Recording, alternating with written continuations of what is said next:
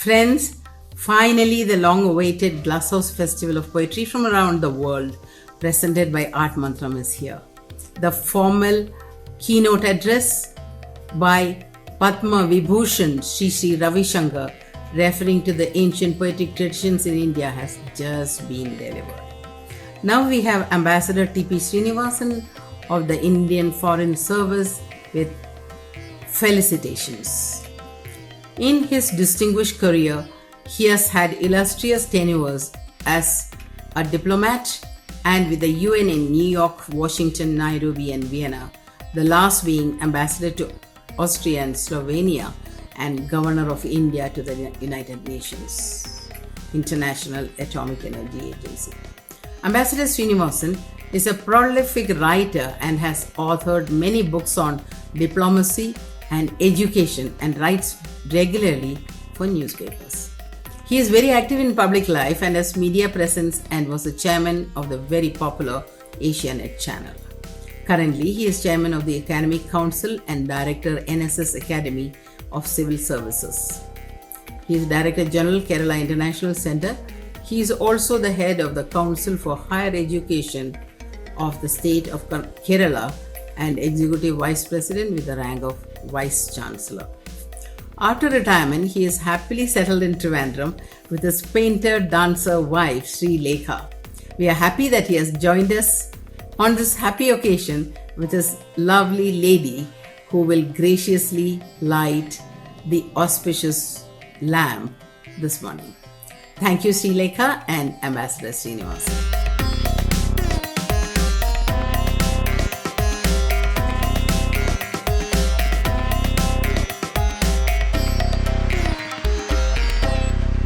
Srimati Jija Madhavan Harisingh, distinguished guests from all around the world, and friends. I am most delighted to speak a few words on the occasion of the inauguration of the Glass House Festival of Poetry.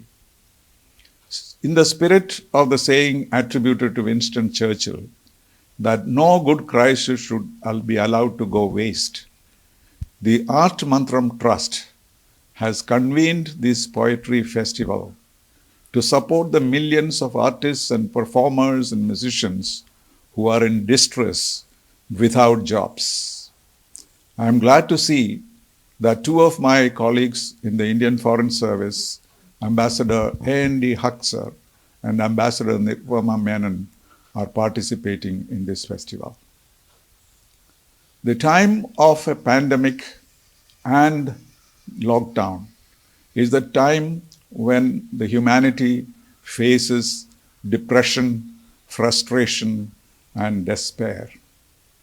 But at the same time, there are instances in history where adversity creates creativity. There have been many instances of classics being written in prisons of the world. King Lear is supposed to have been written at the time of the plague. So this period of pandemic also, I'm sure, has created a genre of literature by itself, not only to express feelings of frustration, but also the feeling of hope that this will also pass. Jija Madhavan Harisingh is a person of multifaceted talents. Her interests range from muscular policing to tender poetry and beautiful art. I remember seeing her for the first time when she stormed into my office in Washington, Indian Embassy, and asked that I hold an exhibition of her paintings immediately. I did that, seeing the quality of the paintings. And further afield, we held her exhibition of paintings together with my wife, not only in Vienna, but also in Berlin. It is not surprising at all that she has taken this initiative, together with her talented daughter and the others in the Mantram Trust, for convening this poetry festival. Masks and social distancing do not come naturally to man, who is a social animal. But at this time of crisis, those are the symbols of concern, care, and safety. That does not mean that we should be away from each other. In fact, this festival is showing that people all around the world have overcome their social distancing to come together in the virtual world to share their thoughts and their hopes and their ambitions. There is hope that in spite of all the problems that we face today, the world will overcome this and this will also pass. It is that optimism that will bring us together in this festival and also lead to resurrection, reconstruction, and progress. I wish all the participants in this festival all the very best. And I also look forward to listening to some of the best poets in the world during the festival. Thank you very much. Thank you, Ambassador Srinivasan, for your warm wishes and appreciation for Art Mantram's efforts. You put the whole festival in context. A personal word of thanks for your recalling the past and kind words about me. Our heartfelt gratefulness to Sri Lekha for so graciously lighting the auspicious lamp for us. Thank you both once again. Now, I hand over to Yumna Hari Singh Java, the curator of the festival, to introduce Ambassador Haksa as well as Ambassador Nirupama Menon Rao. Thank you. Hello and welcome to the Glasshouse Festival, Poetry from Around the World. We're pleased to be bringing to you over 100 poets who have reached out as a way of supporting creative people who are suffering from COVID. The Glasshouse Festival is entirely promoted by the Art Mantram Trust, a not-for-profit organization that's been operating since 1999 to promote the arts, artists, and art awareness. The session we bring to you now is by two of India's ambassadors. The first is Ambassador A.N.D. Haksa. Ambassador A.N.D. Haksa is a well-known translator of Sanskrit classics. A long-time career diplomat, he's also served as India's High Commissioner in Kenya and Seychelles, Minister in the United States, and Ambassador in Portugal and Yugoslavia. His 20 translations from Sanskrit include the Raghuvamsam and Ritu Samharam of Kalidasa, apart from Hitopadesa, Kama Sutra, 300 verses of Bratihari, and Chanakya Niti, all published as Penguin Papers. So thank you so much for joining us. Over to you now. I am going to recite before you a few verses from our ancient language, Sanskrit. Verses which show something about how people felt about life and living, which are relevant even today. First, 3 verses from Chanakya. Chanakya, who is a well-known name, was a famous sage and statesman over 2000 years ago, who was associated with the establishment of the great Maurya Empire. Here is the first verse of Chanakya, first in the original and then my translation. Shaile shaile na manikyam, mauktikam na gaje gaje, sadhavo nahi sarvatra, chandanam na vane vane. There are no gems in every mountain, no pearl within each elephant,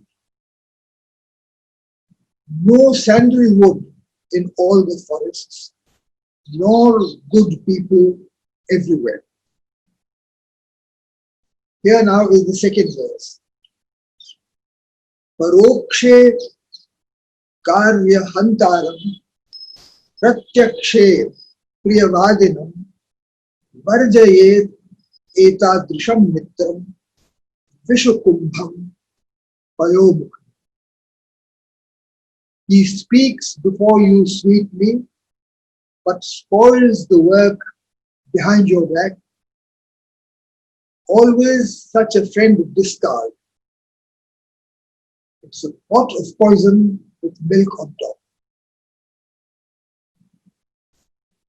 And here finally is the verse which is one of the first to attract me to Chanakya. Lalayet panchavarshani dashavarshani tadayet prapte ushodashe varshe putraha mitravadachat. Spoil him for the first 5 years. For the next 10, discipline him. But when the son becomes 16, treat him like a friend. These are thoughts 2,000 years ago, but I think they are all relevant even today. Now here are 2 verses from Bhartrihari, who lived about 500 years later, and who is regarded as one of the foremost poets of Sanskrit. Chita chinta dvayor madhye bindu matra visheshatah chita dahati nirjivam chinta jivantamapi aho.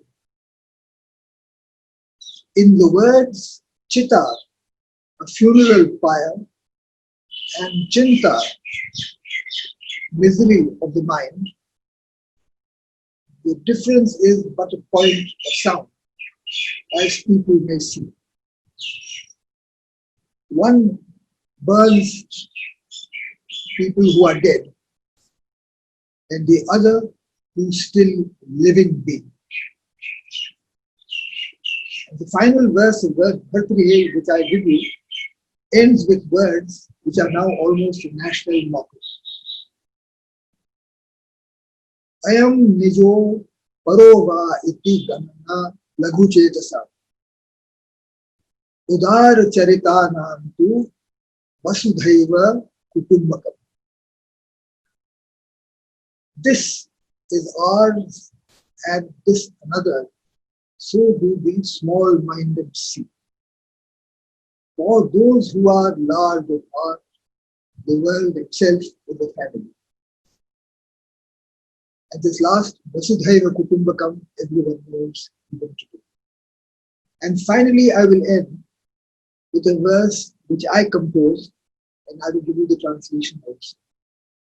Kerala Kashmir Paryantam Ganatantren Shasitam Rakshayantu Gana Sarve Ek Chhatram Imam. Stretching from Kerala to Kashmir, governed by democracy, may all people save and guard this land of sovereign unity.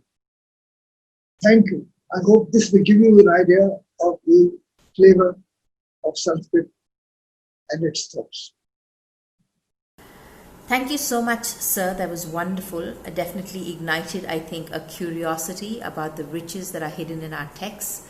And you've given us a route into them as well. We'll start with your translations. Thank you so much, Ambassador Haksa. Now over to Ambassador Nirupama Rao. Ambassador Rao was Foreign Secretary in the Government of India and has served as spokesperson of the Ministry of External Affairs, High Commissioner of India in Sri Lanka, and Ambassador to the People's Republic of China. She was Ambassador of India to the United States. On retirement, Ambassador Rao has been a Fellow at Brown University and taught there. She's been the George Ball Adjunct Professor at Columbia University and a Pacific Leadership Fellow at UC San Diego. She's a Global Fellow of the Woodrow Wilson Center in DC, Counselor of the World Refugee Council, a member of the Board of Governors of IIM Bangalore and ICR-IER in New Delhi. Ambassador Rao is also a published poet. Her collection of poems Rain Rising was published in 2004. She is the founder trustee of the South Asian Symphony Foundation and also founded the South Asian Symphony Orchestra, which you will be hearing later in the festival as part of the panel on Beethoven. Ambassador, thank you so much for joining us and for sharing the new work that you have created. Very privileged to be on this platform and to have this opportunity to read some of my poems.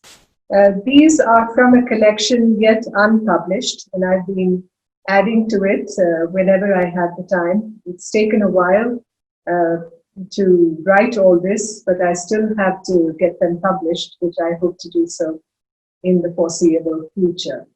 The first poem I'm going to read is called Chidambaram, and as you may have guessed, this is about the temple of Chidambaram in Tamil Nadu, which I happened to visit a few years ago.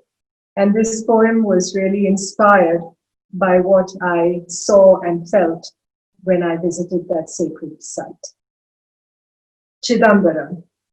They named every village after a temple in my country where gods dance, where dance was divine and the divine was dance, meant to be grasped and understood without words, for otherwise these gods, need not have danced at all. The 4 tall towers seen over the atti flowers in moonlight, with a sense of beckoning. Chidambaram, secrets hidden in what they called the supreme bliss of the great dancer.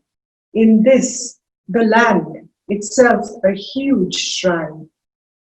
There was a poetess, Avvai, who counsels me. One should not live in a place bereft of shrines. Piety, valor, and charity going together, virtue harvested with devotion, Shiva meaning love. No blade of grass moves north of Kolarun, this branch of the Kaveri, on the main train line between the big cities. Proceed a kilometer to the west, he says, and there the epicenter where the 4 towers loom. Knowledge boundless in immeasurable space, meaning Chidambaram. Creation, preservation, destruction, illusion, and salvation. 5 sacred syllables in that sound of the cosmos. Om. Here, Chidambaram, the heart of the universe, where the dance of Shiva, from universe's beginning, crafts miracles. From that island across the strait, the dumb girl who gained her voice after a debate between her father, the king, and the singing, traveling poet, Manikka Vachakar, and yet another from Chera land who came here before me and heard the tinkling of Nataraja's anklet, and yet another, Nandanar, waiting for that tomorrow when purged he enters the divine. Earth, water, fire, air, and space being everywhere, drum beating in his hand, performing creation, the outstretched hand in benediction, and fire in the other, spelling destruction.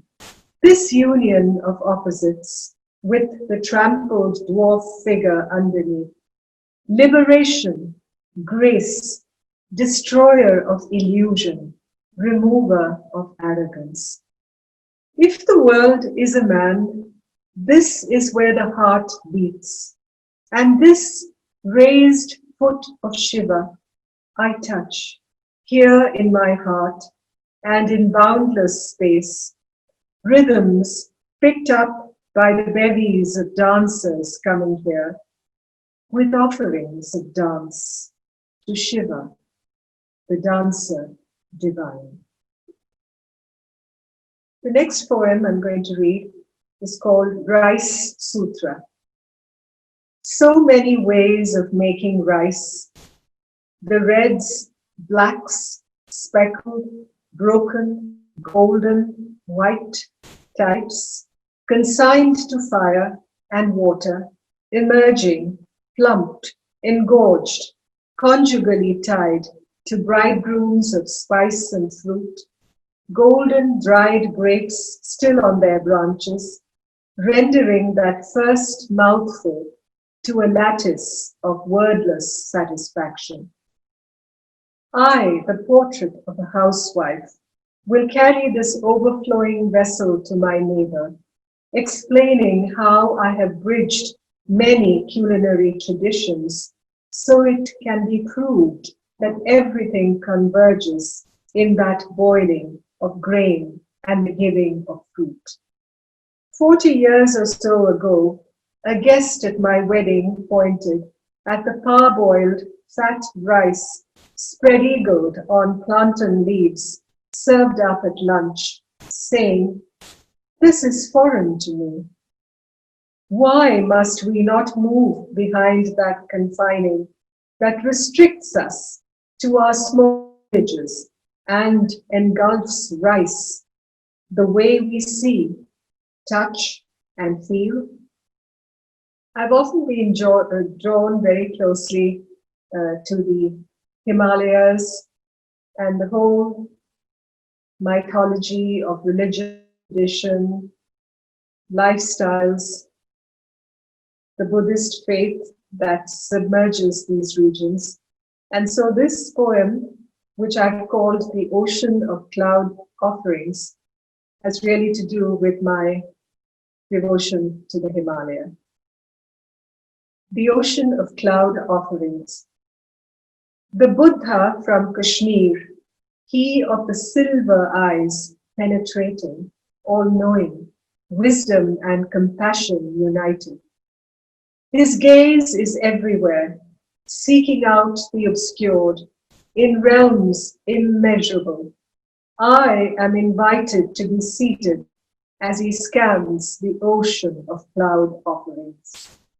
Somewhere, Milarepa sings, his hand cupped to his ear, his inner heart singeing his white robe, his 1,000 songs and catchy tunes could fill a jukebox. Transitioning to Buddha, on his shoulders, the crescent moon and stars, effulgent light, I am content to drink of this glow beyond comprehension.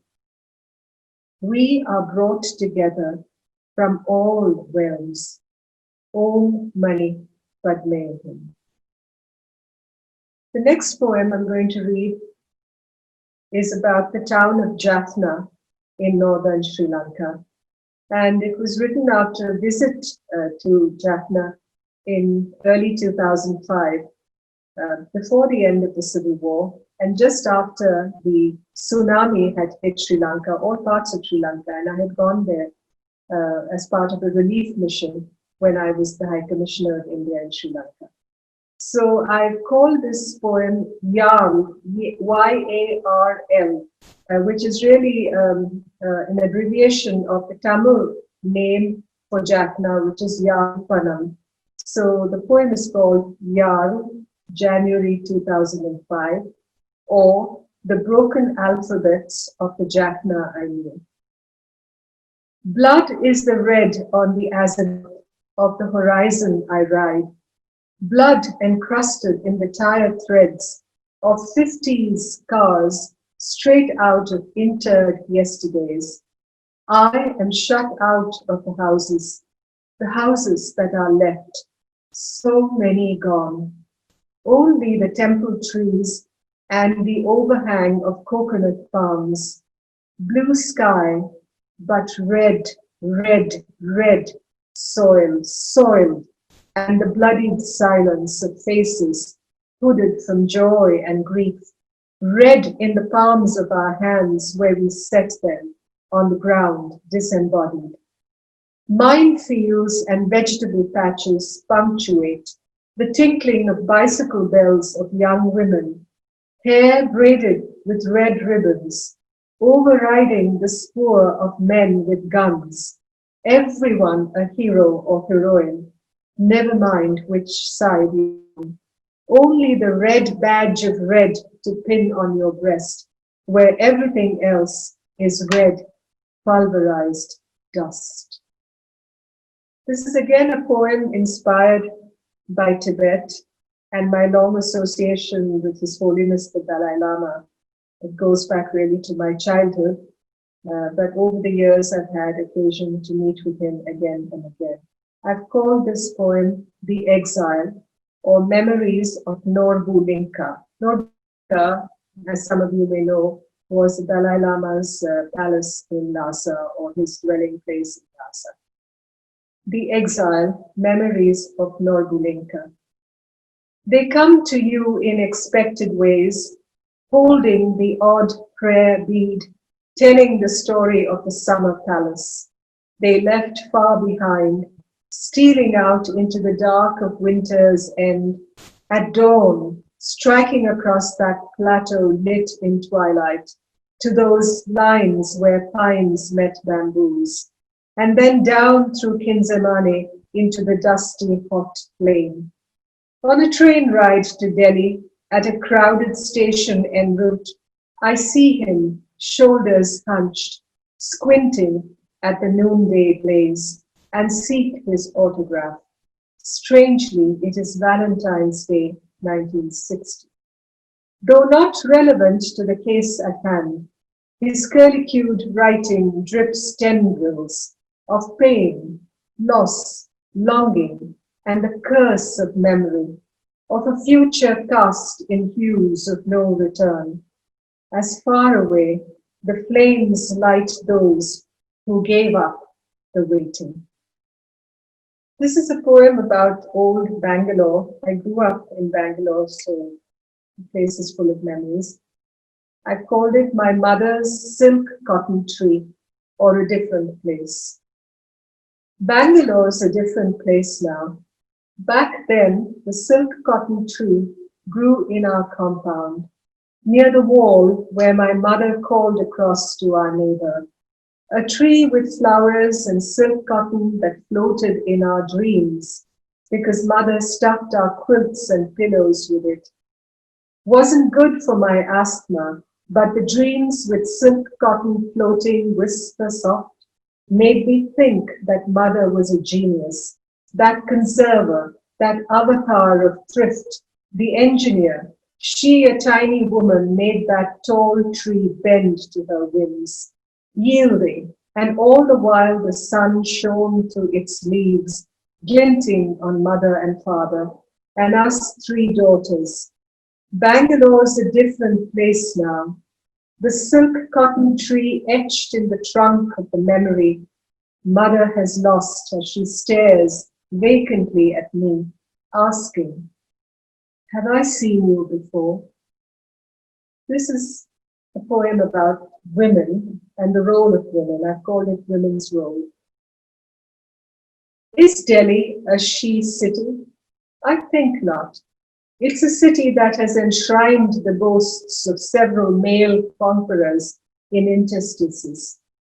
Delhi has waited for its feminine liberators.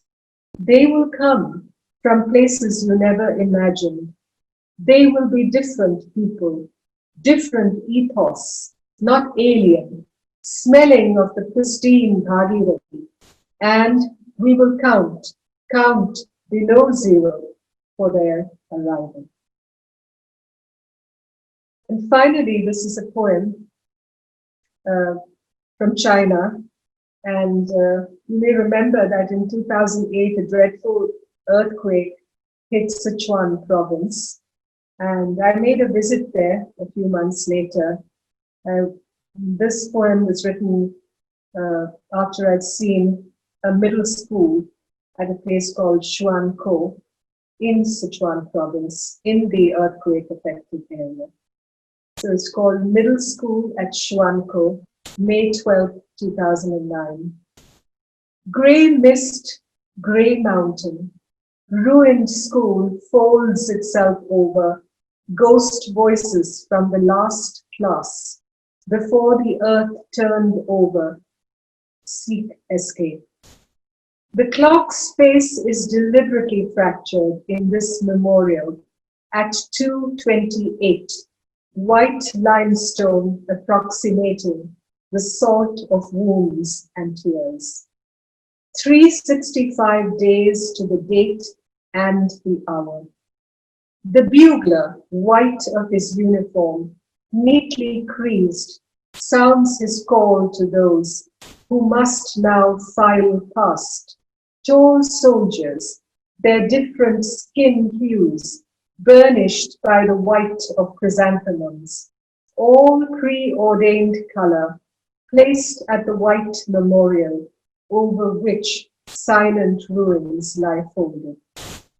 The children are small, not the middle school ones who have all gone, dead or migrated.